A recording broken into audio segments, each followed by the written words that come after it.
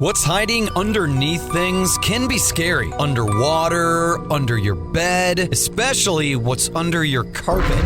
Except when you get new carpet from Carpet One Floor and Home. After tearing up your old carpet, they'll vacuum and apply Health Annex antimicrobial to your subfloor, disinfecting and killing mold, mildew, and any remaining general awfulness. Carpet One Floor and Home goes the extra mile to protect you, your family, and your home. Carpet One Floor and Home in Columbia, making your home beautiful, guaranteed. Good morning and welcome to Radio Friends on Tuesday, November the 2nd. My friend Andrew Grabau is with us from United Way. Good to have you here. Good morning. Andrew. Thank you. We're coming up here. This is November. Before you know it, the year is going to be at the end, and you're working very hard to raise money and get the word out. We right? are. That's right. So the Heart of Missouri United Way seeks out opportunities for everyone in our community. And today, Paul, I wanted to share with your listeners as they're heading in a couple of startling numbers and then share how we as a community can respond. What you were talking about before the show? That's right. Okay. So we're so grateful for the dedication of our teachers and the dedication of our leaders in Columbia Public Schools and all of our schools. But it takes a whole community for us to make sure that our young scholars, our young students, are on a path to be successful not only in school but in life. CPS recently announced that they currently pick up 61 kids from area hotels and motels.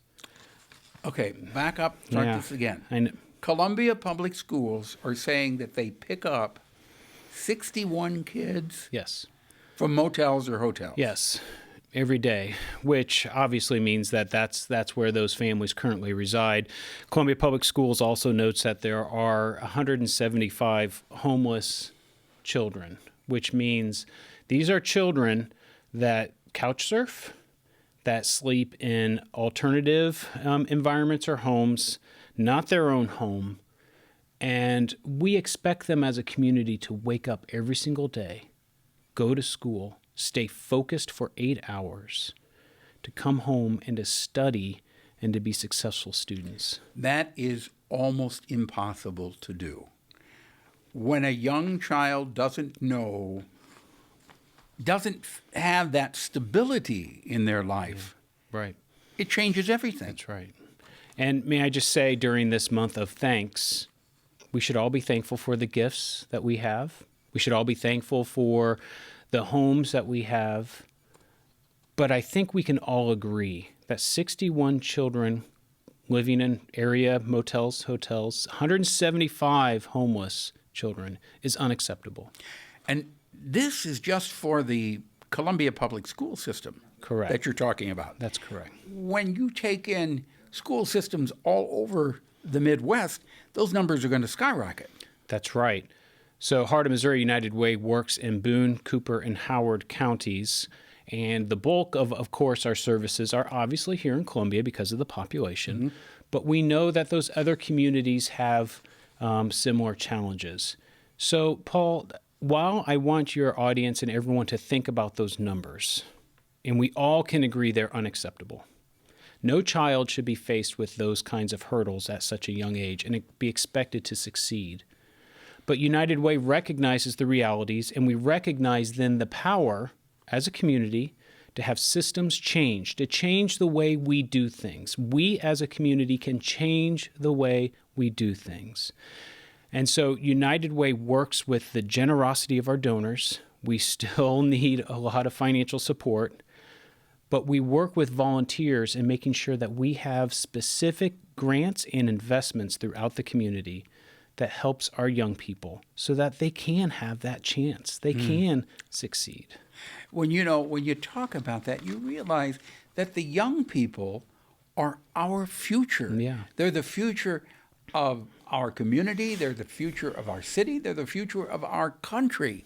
And unless we invest in those young people to make sure that they are getting the best possible education, the best possible environment to grow up in, we're shortchanging ourselves. We are. And so there's two specific things that I want to mention that United Way is doing to help. The first one, our board of directors, in recognizing the increased need to support our young scholars, our students, is increasing our education impact grant portfolio, meaning the amount of money specifically invested in education only, from $500,000 this year to $750,000 per year over the next 3 years. So that's a significant increase in order to make sure that we can help young students read at grade level, graduate from high school, be life ready. That's the first thing.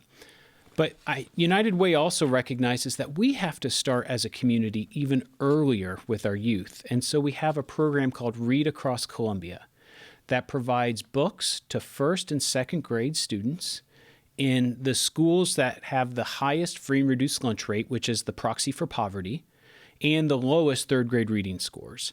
We know that if we can connect with the families and the students at a young age and work with Columbia Public Schools, we can give those young students a leg up, if you will, in advancing their academic careers. And I know exactly what you're talking about. We did a segment on here several weeks ago about the importance of reading to young people, even reading to young people as soon as they are born. Yeah, that's right. Makes a difference. It makes a difference in their learning skills, in their language skills, in their ability to communicate with other people. That's right. That's exactly. And so in Read Across Columbia, you're exactly right. We are very intentional in selecting the books to make sure that they have good stories, that they are inclusive and have characters that students identify. So we work with a whole host of folks at Columbia Public Schools, the university, the library, to make sure that happens. But here's an important piece that I want your listeners to understand. And this is the plug, if you will. Books are incredibly expensive. Quality books are even more expensive. And so we ask the community to consider donating funds so that we can purchase those books. The delivery of services is very expensive to make sure that we can help our young scholars. We can help these kids that have been dealt a pretty challenging hand an opportunity to thrive in school, because we know, like you said, Paul, this is our future. Yeah. And the investments we make now will pay dividends. They will. They will.